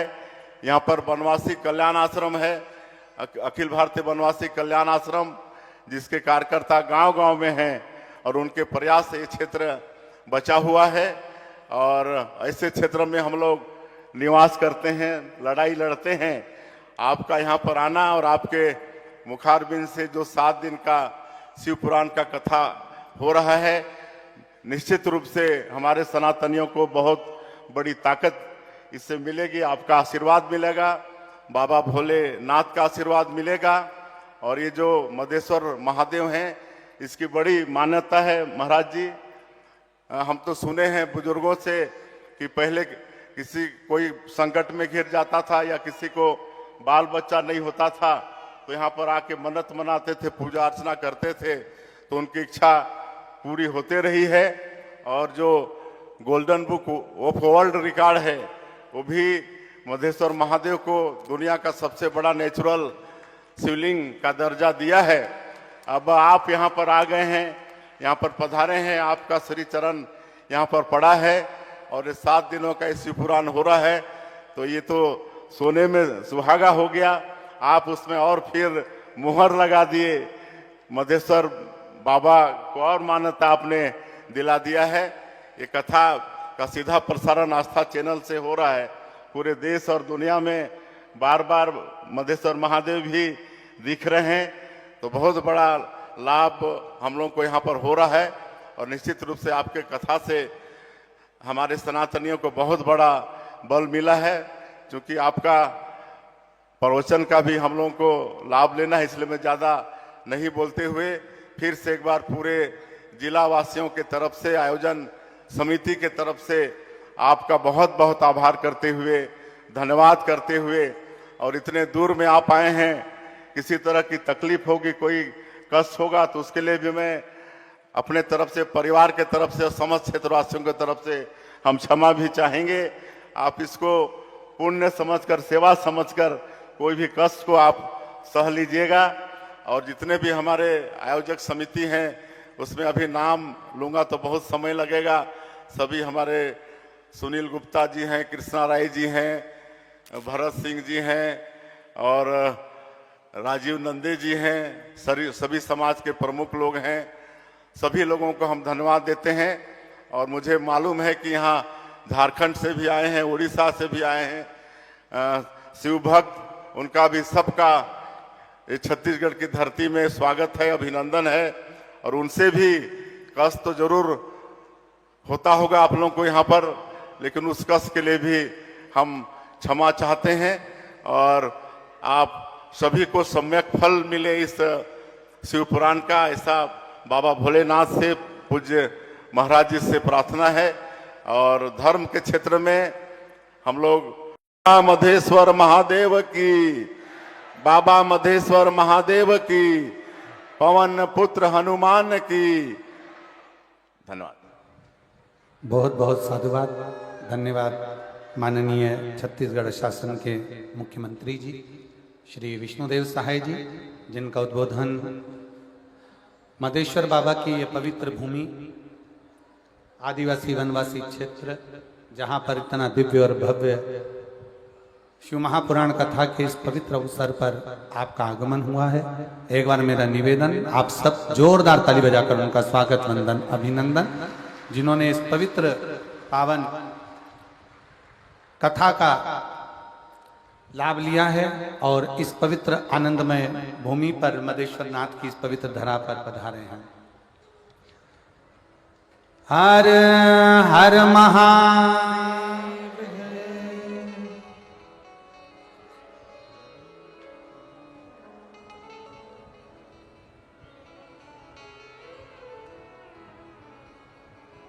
तुम रूठे रहो भोले, हम तुम्हें मना लेंगे।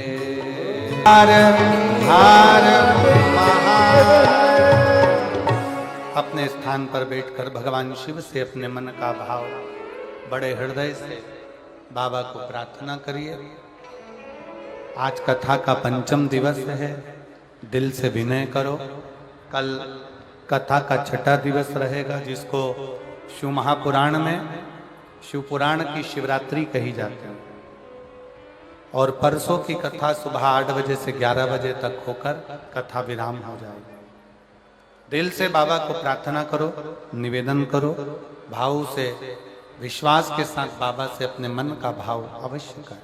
बहुत दूर दूर से आप लोग आए हैं, दिल से बाबा को प्रार्थना करिएगा। जहाँ जगह मिले वहाँ बैठकर हृदय से सबको साथ में बोलना है, आप और हम भाव के साथ बोलें।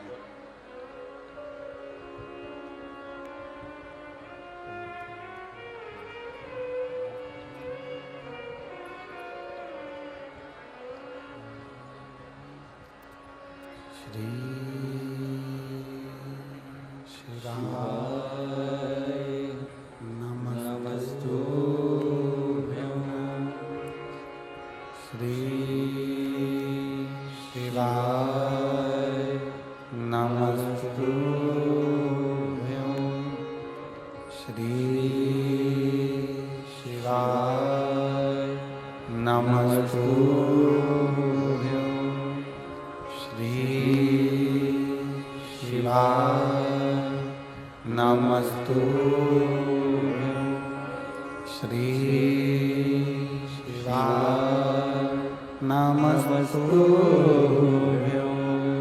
भोला सब दुख काटो मारा, ओ भोला सब दुख काटो मारा। शिव शंकर जपो तेरी माला, भोले बाबा जपो तेरी माला। भोला सब दुख काटो मारा, ओ भोला सब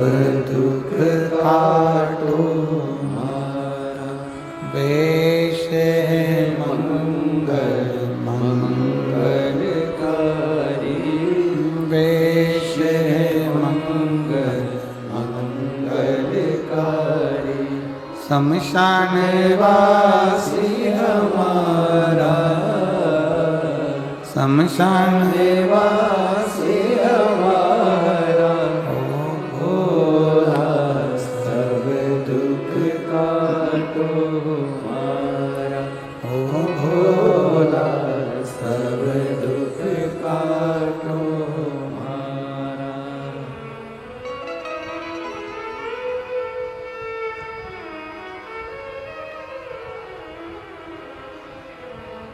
भगवान देवादिदेव महादेव विश्वनाथ औरे भगवान शंकर त्रिकालदर्शी कैलाशी विनाशी जगत का भरण पोषण करने वाला शिव शिव कथा कह रहे हैं।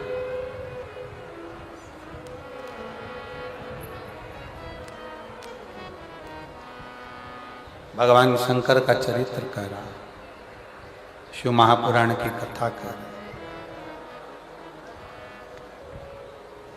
विश्वास है तो शिव है। जैसे अभी माननीय मुख्यमंत्री जी ने अपनी वाणी में कहा, शब्दों में कहा कि मदेश्वर नाथ जी का ये जो शिवलिंग है, जब हमारे क्षेत्र के लोगों को कोई तकलीफ होती है तो वो यहाँ आकर बाबा को अपने हृदय की बात कहकर जाते हैं।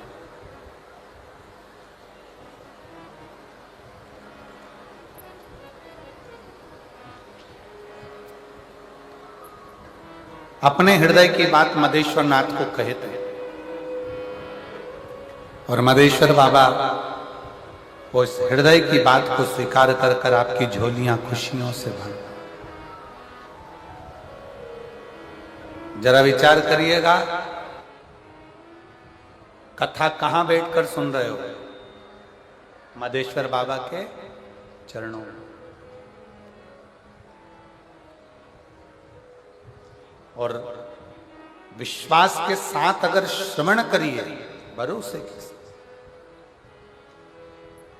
यहां आए हो, सेवा कर रहे हो, कोई किसी रूप में सेवा कर रहा है, कोई पानी पिला रहा है, कोई अन्य रूप में सेवा कर रहा है, कोई किसी रूप में सेवा कर रहा है, अपने अपने क्रम में सब लगे हुए हो। वो सेवा का फल खाली नहीं जाता।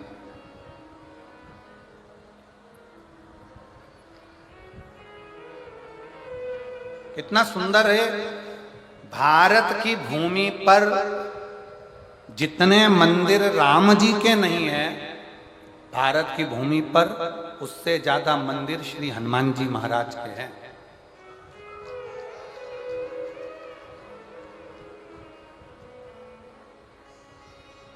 भारत की भूमि पर जितने मंदिर राम जी के नहीं है, गांव गांव में भले राम जी का मंदिर नहीं होगा, पर भारत की भूमि पर सबसे ज्यादा मंदिर श्री हनुमान जी महाराज के हैं।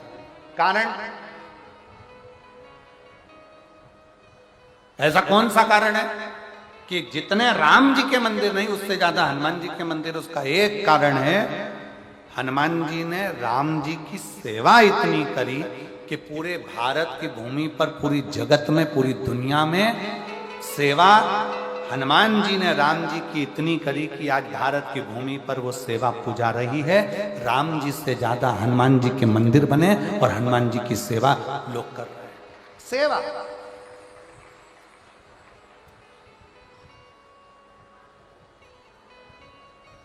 और एक बात और कहना चाहेंगे शिव महापुराण के माध्यम से, भगवान शंकर की कथा के माध्यम से,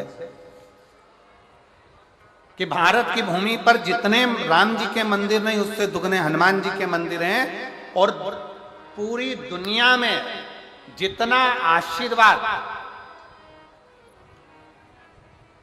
श्री हनुमान जी को मिला होगा, उतना आशीर्वाद किसी को भी नहीं मिला होगा जितना आशीर्वाद हनुमान जी को मिला।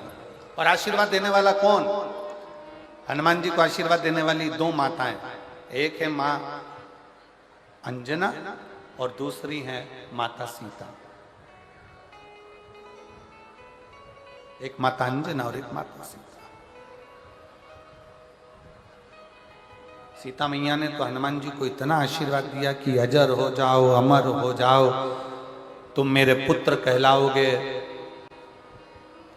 जगत में सेवा का मूलतः तुमने करी है, कितना कितना वर मिला, क्यों मिला? सेवा। और फिर निवेदन करूंगा, अगर लगे जीवन में, अगर आपको ऐसा महसूस होता है कि मेरे जीवन से संकट हट नहीं रहा, बहुत कष्टप्रद जीवन चल रहा है, बहुत दुखी जीवन चल रहा है, बहुत जीवन में कष्ट है, तो निवेदन करूंगा शिवालय में जाकर शंकर के मंदिर में थोड़ी सेवा करना प्रारंभ करो। अपनी मेहनत को 4 गुना बढ़ाओ, अपने परिश्रम को 4 गुना बढ़ाओ, अपनी मेहनत को बढ़ाओ, परिश्रम को बढ़ाओ, और साथ में शिवालय में जाकर सेवा करना प्रारंभ। बन सके झाड़ू लगा दो, पोछा लगा दो, थोड़ी सेवा शिवालय में करिए, थोड़ी सी मिलेगा। सेवा का फल खाली नहीं जाता। और माननीय मुख्यमंत्री जी से मैं कहूंगा, वास्तवता है इतने पत्र महोदय इस व्यासपीठ पर आए हैं और आपके लिए और श्रीमती कौशल्या दीदी के लिए इतने पत्र लिखे हैं कि हमारा क्षेत्र बचा था, हम लोग आदिवासी वनवासी क्षेत्र के हैं, तो हम लोग बहुत दूर जाकर कथा नहीं सुन सकते थे। तो माननीय मुख्यमंत्री जी आपके लिए और जीजी भाई आपके लिए इतने पत्र आए हैं कि उन लोगों ने लिखा कि आपके माध्यम से कम ये कथा का रसतत्व ग्रहण करने का सौभाग्य। मैं आपको पुनः फिर बहुत बहुत साधुवाद देता हूं। एक बार जोरदार ताली बजाकर आपके लिए बहुत साधुवाद, बहुत बहुत बहुत बहुत साधुवाद कि क्षेत्रवासियों, जैसा आपने कहा अपनी वाणी में कि क्षेत्रवासियों का मन था शिव पुराण कथा का, कि शिव की कथा हो। और हम कहेंगे माननीय मुख्यमंत्री जी से, जब हम यहाँ आए थे तो यहाँ आने पर हमको कई लोगों ने कहा कि ये बहुत वन क्षेत्र है, मदेश्वर नाथ जहाँ विराजमान है। अभी जैसे आपने कहा कि यहाँ रास्ता भी बड़ा विचित्र है, वन क्षेत्र है। और जब हम यहाँ आए तो लोगों ने कहा कि इतने वीराने में, इतने वीरान में, इतने जंगल में और इतने वीरान में कथा श्रवण करने के लिए कैसे लोग आएंगे? जहाँ से रेलवे स्टेशन भी बहुत दूर है, 150-200 किलोमीटर पड़ता है, जहाँ से बस अड्डे भी बहुत दूर पड़ते हैं, तो इस वीरान जंगल में कैसे लोग कथा श्रवण करने के लिए आएंगे? पर हमने उनसे एक ही बात कही थी, जिन्होंने हमसे कहा, हमने कहा कथा सुनने वाले माधेश्वर नाथ हैं, कथा करवाने वाले माधेश्वर नाथ हैं, और कथा का जजमान पद भी अगर कोई ग्रहण कर कर बैठे हैं तो वो माधेश्वर नाथ हैं। वो स्वयं करा रहे हैं, स्वयं कर रहे हैं और स्वयं कराने, कोई दूसरा नहीं। हर हर, जरा दमदारी से दोनों हाथ उठाकर हर हर, वो स्वयं करा रहा है, स्वयं। और मैंने तेरे ही भरोसे बाबा, तेरे ही भरोसे हवा बिच उड़ती जावांगी, बाबा डोर हटो छड़ीना मैं कटी जावांगी, भोले मेरे पदम शंभो मेरे पदम, हवा बिच उड़ती जावांगी, बाबा डोर हटो छड़ीना मैं कटी जावांगी। शिव कथा कर रही है, भगवान शंकर का चरित्र कर रहा है। शिव के मंदिर में लगाया गया दीपक, शिव के मंदिर में लगाई गई झाड़ू, शिव के मंदिर में लगाई गई बुआरी, शंकर के मंदिर में लगाया गया पोछा, शंकर के मंदिर में करी गई सेवा खाली नहीं जाती, उस सेवा का फल मिलता जाता, सेवा। और जितने लोग यहाँ सेवा कर रहे हैं ना, कोई पानी पिला रहा है, कोई टॉफी बांट रहा है, कोई बिस्कुट बांट रहा है, कोई भोजन करा रहा है, जितने लोग सेवा में लगे सब अपनी अपनी डायरी में लिख के रख लेना कि मैंने 5 रुपए का पानी पिलाया था। और अगली कथा जो यहाँ पर मई के महीने में आपको जो नजदीक में सुनने को मिलेगी ना, वो गुमला झारखंड में मई में 11 मई से, तो वहां अपना पत्र जरूर भेजना कि मुझे 1.5 महीने में जो मैंने 5 रुपए का पानी पिलाया था वो 50,000 हुआ कि नहीं हुआ, मेरे बाबा ने झोली भरी कि नहीं। शिव शिव है, शंकर शंकर है। एक चोर चोरी करने के लिए शंकर के मंदिर में चले जाता है, शिवालय में ध्यान नहीं देता, अर्चना करने वाला नहीं है, चोरी करने वाला है, आराधना करने वाला नहीं, चोरी करने वाला। और अंधेरा हो रहा है, कुछ भी नहीं दिख रहा, अपने तन का कपड़ा उतार कर दीप से लगाकर, तन के कपड़े को दिए से जलाकर, तन के कपड़े को दीप लगाकर और तन के कपड़े को आग लगाकर चारों तरफ से देख रहा है कि यहां चोरी का सामान क्या है, चोरी का सामान नहीं देखा। फिर उसने आग लगाकर फिर देखा, चोरी का सामान क्या है, नहीं। आखिरी में शंकर भगवान प्रकट होकर, शिव, और भगवान शंकर ने कहा, आज मेरे मंदिर में शिवरात्रि के दिन तूने दीप लगाया, प्रकाश कर, मेरे शिवालय में तूने प्रकाश करा, मैं तुझे वर देता हूं, कुबेर के सिंहासन पर तू बैठेगा। अब जरा विचार करिएगा कि एक कुबेर के सिंहासन पर से कुबेर जी को नीचे उतारकर चोर को कुबेर बना दिया, वो देवाधिदेव महादेव, वो देवाधिदेव महादेव है। देवता देने से पहले विचार करते हैं कि इसको कितना देना है, देवता देने से पहले विचार करते हैं इसको कितना प्रदान करना है, देवता देने से पहले विचार करते हैं इसको ज्यादा देना है, कम देना है, कितना देना है, कब देना है, देवता विचार करते हैं। पर एक देवाधिदेव महादेव केवल ऐसे हैं जो उनके मंदिर के सामने से, शंकर के शिवालय के सामने से भी अगर मुस्कुराकर निकल जाता है तो मेरा शंकर उसकी झोलियां खुशियों से भर देता है, खुशियों।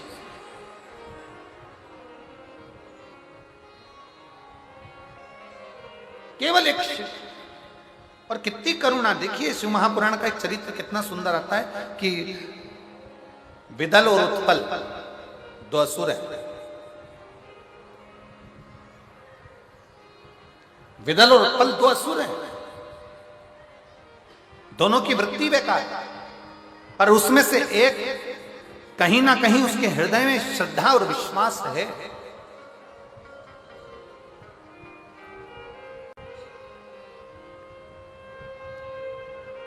सूचना मिली कि मां जगत जननी बड़ी सुंदर है, मां आद्यशक्ति बड़ी सुंदर है, सूचना चले। विदल और उत्पल ने विचार करा कि चलो आद्यशक्ति,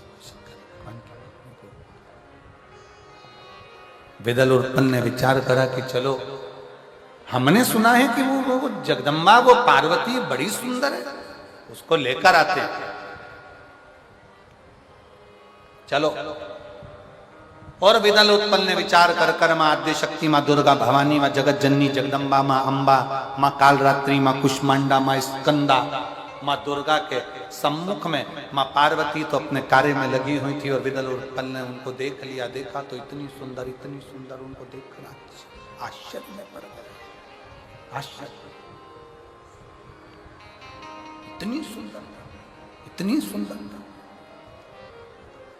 बस विदल उत्पल ने विचार कर लिया, विदल उत्पल ने विचार कर लिया कि अब इनको लेकर जाना। हाथ पकड़ने के लिए विदल उत्पल आगे बढ़े, मां पार्वती जी को लग गया कि ये विदल उत्पल की दृष्टि गलत है, दृष्टि गलत है। मेरी मां जगत जननी जगदम्बा अंबा आज संपूर्ण विश्व की बच्चियों को, संपूर्ण विश्व की बेटियों को एक प्रेरणा दे रही हैं कि सावधान रहो, सावधान। अभी आपको एक सूचना नहीं मिली होगी, अगर टीवी पर अगर आप देख रहे होंगे या गूगल पर सर्च करेंगे या न्यूज़ों में देखेंगे तो एक आपको सूचना मिली होगी कि कई लड़कों ने हिंदुओं की लड़कियों को फंसाकर सनातनियों की बेटियों को अपने चुंगल में फंसाकर और उन बेटियों को ले जाकर एक कमरे में बंद कर दिया, एक कमरे में बंद कर दिया। और कहीं से लव जिहाद का ये मामला है कि प्रेम करते हैं, प्रेम के जाल में फंसाते हैं और प्रेम के जाल में फंसाकर उनको अपना कर एक कमरे में बंद करते गए। 22 लड़कियों को एक कमरे में बंद करा और कहीं से फोन आता कि इस लड़की को हमको बेच दो, इस लड़की को हमें बेच दिया जाए, उस लड़की को वहां बेच दिया जाए। नशे का इंजेक्शन लगाते उस लड़की को और बेच कर आ जाते। अभी सरकार ने दिल्ली में छापा मारकर अभी सरकार ने उनको पकड़ा और 20-22 बेटियां प्राप्त हो। कहां जा रही हैं?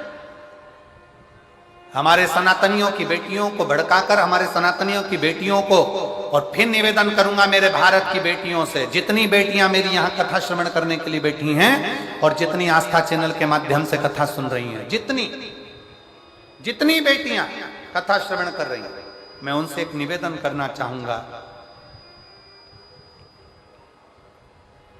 दुनिया के लोग कहते हैं कि माँ बाप को बेटा तारता है, पर शिव महापुराण की कथा में अशोक सुंदरी का संवाद ऐसा आता है कि दुनिया के लोग कहते हैं कि माता पिता को बेटा तारता है, पर शिव महापुराण की कथा कहती है कि माता पिता को, जब माता पिता बेटी का कन्यादान करते हैं, हाथ पीला करते हैं, कन्यादान का संकल्प लेते हैं, वो कन्यादान का संकल्प एक ऐसा होता है जिससे एक बेटी अपने बुजुर्ग माँ बाप को भी पार लगा देती है, माँ बाप को तार देती है। माता पिता, कोई तुम्हें मोटरसाइकिल दिखाए, 50 रुपए का पेट्रोल डलवाकर भुड़भुड़ कराकर, जिनकी दुकानों पर मोटरसाइकिल सुधरने के लिए आती है, गाड़ियां सुधरने के लिए आती है, वो 50 रुपए का पेट्रोल भी तुम्हारा होता है। 10-20 रुपए की चाउमीन खिलाकर, 25-50 रुपए का नाश्ता कराकर, अपनी बॉडी शॉडी दिखाकर, अपना सुंदर सूरत दिखाकर, 10-20 रुपए की मोटरसाइकिल में घुमाकर, तुम्हें अपने चुंगल में फंसाकर, तुमसे शादी कर तुम्हारी जिंदगी को ऐसी नरक कर देते हैं कि ना तुम अपने माँ बाप के घर आने की रहती हो, ना जगत में मुंह दिखाने की रहती हो।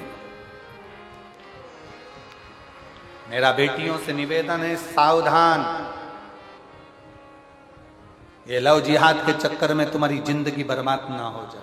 कितनी बेटियां बैठी हैं, जरा खड़ी हो। जितनी बेटियां यहां बैठी हैं सब खड़ी हो जाओ। जितनी लड़कियां बैठी हैं खड़े हो। हम छत्तीसगढ़ की बेटियां हैं, अपनी जगह पर खड़े हो जाओ। जितनी बेटियां बैठी हैं, हाँ हो खड़े, शान से खड़े हो जाओ खड़ी सारी।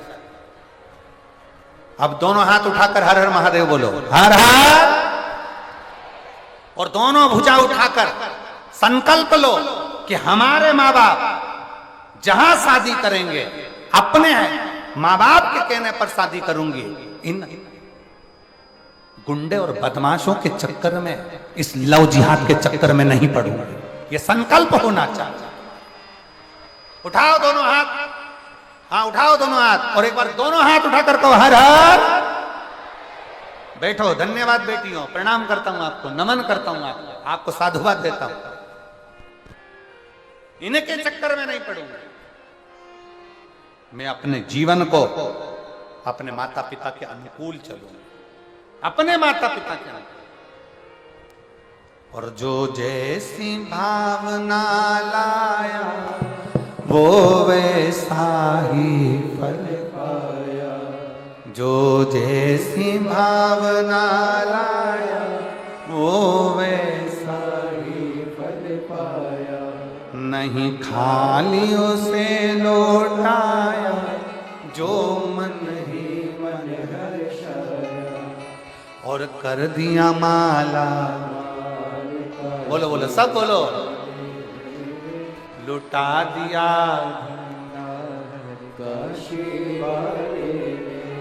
कर दिया माला लुटा दिया एक विश्वास शिव के प्रति हो, एक भरोसा भगवान शंकर के प्रति हो, एक दृढ़ता भगवान शिव के प्रति हो। जब हमारा भरोसा, हमारी दृढ़ता, हमारा विश्वास मूल होगा, शिव क्यों ना मिलेगा, क्यों ना मिलेगा? क्या नहीं देता शिव? पार्वती जी ने देख लिया विदल उत्पल, पार्वती जी ने देखा, और पार्वती जी ने जैसे विदल उत्पल को देखा, और पार्वती जी ने विदल उत्पल को देखते से ही जो देखा विदल उत्पल को पार्वती जी ने कि ये तो दोनों गलत दृष्टि से, गलत भाव से, गलत विचार से मुझे देख, गलत भाव, गलत विचार, गलत दृष्टि। पार्वती जी ने देखा कि ये गलत विचार से, गलत भाव से, गलत दृष्टि से मुझे देख रहे हैं। तुरंत माता पार्वती जी को क्रोध आ गया, माता पार्वती तुरंत, और पार्वती जी को ऐसा क्रोध आया, ऐसा क्रोध आया, माता पार्वती को ऐसा क्रोध आया, पार्वती जी क्रोध में लाल, और माता पार्वती जी ने उठाया कुंदुक, और कुंदुक उठाकर माता पार्वती जी ने उसका प्रहार किया। वो कुंदुक भगवान शिव के चरणों में जाकर गिरा। शिव जी का नाम कुंदकेश्वर महादेव हो गया। कुंदकेश्वर, बोल कुंदकेश्वर महादेव की। रावण को बाबा तूने लंका दिया, भस्मासुर को तूने कंकण दिया। अपने स्थान पर बैठकर भगवान शिव जी से अपने मन का भाव बड़े प्रेम के साथ, हृदय के साथ, दिल से प्रार्थना करिए, निवेदन करिए, विनय करिए, बाबा को अपना मन का भाव कहिए, और हृदय से बाबा को अपने मन के भाव को व्यक्त करिए। जहां जगह मिले वहां बैठकर हृदय से बाबा को अपने हृदय का भाव वैश्य श्री शिवाय नमस्तुभ्यं, श्री शिवाय नमस्तुभ्यं, श्री शिवाय नमस्तुभ्यं, श्री शिवाय नमस्तुभ्यं, श्री शिवाय नमस्तुभ्यं। भोला सब दुख काटो हमारा, ओ भोला सब दुख काटो हमारा। शिव शंकर जपो तेरी माला, बाबा जपो तेरी माला। भोला सब दुख काटो हमारा, ओ भोला सब दुख काटो हमारा। देश है मंगल मंगलकारी, वेश है मंगल मंगलकारी। शमशान वासी हमारा, शमशान वासी हमारा। भोला सब दुख काटो हमारा, ओ भोला सब दुख काटो हमारा।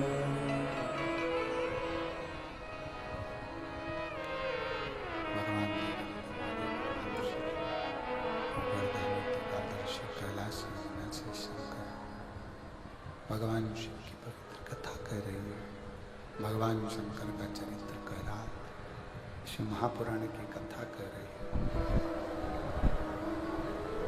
त्रिकालदर्शी कैलाशी विनाशी भगवान शंकर, उगड़दानी शिव, माता पार्वती ने कुंदुक का प्रहार करा और पार्वती जी ने कुंदुक का प्रहार कर कर विदल उत्पल का संहार किया। शिवजी का नाम कुंदकेश्वर। शिवजी का एक नाम कुंदकेश्वर ऐसा है, शरीर में अगर कोई दवाई नहीं लग रही, बीमारी हो गई, रोग हो गया, तकलीफ हो गई, डॉक्टर ने दवाई लिख दी, वो दवाई आप खा रहे हो पर असर नहीं कर रही, शरीर ठीक नहीं हो रहा, डॉक्टर की दी हुई दवाई खाओ पर उस दवाई को कुंदकेश्वर महादेव का नाम लेकर। कौन से महादेव? जम के बोलो जरा। कुंदकेश्वर। डॉक्टर की दवाई खाओ पर उस दवाई को कुंदकेश्वर महादेव का नाम लेकर फिर खाओ।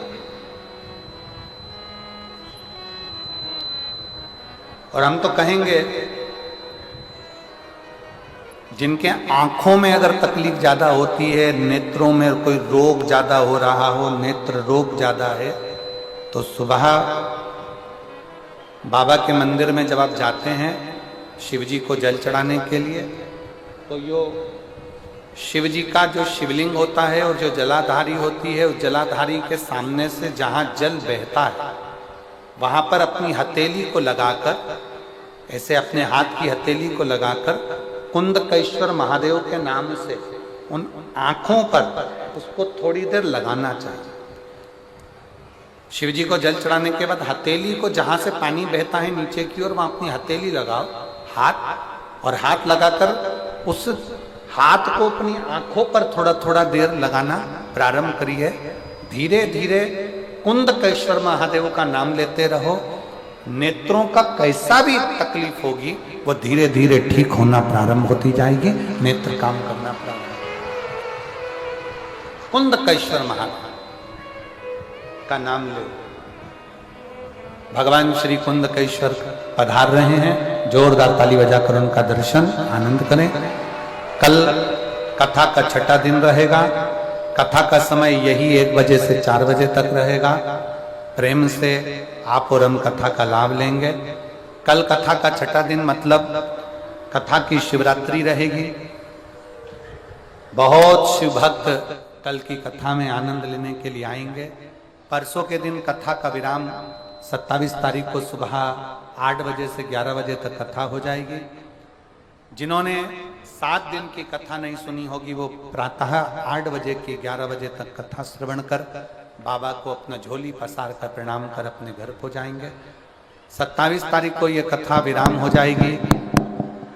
1 अप्रैल से 5 अप्रैल तक शिव महापुराण की कथा शाहदा महाराष्ट्र में प्रारंभ हो जाएगी, जिसका लाभ आप और हम लेंगे।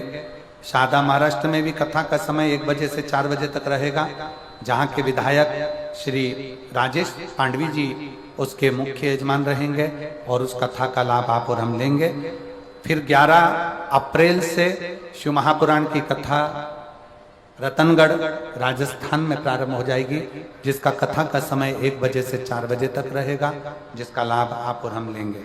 सभी लोग बड़े भाव से आरती का आनंद लें और अपने जीवन को सार्थक बनाएं। कुछ सूचना है, आशीष जी दें। हर हर महा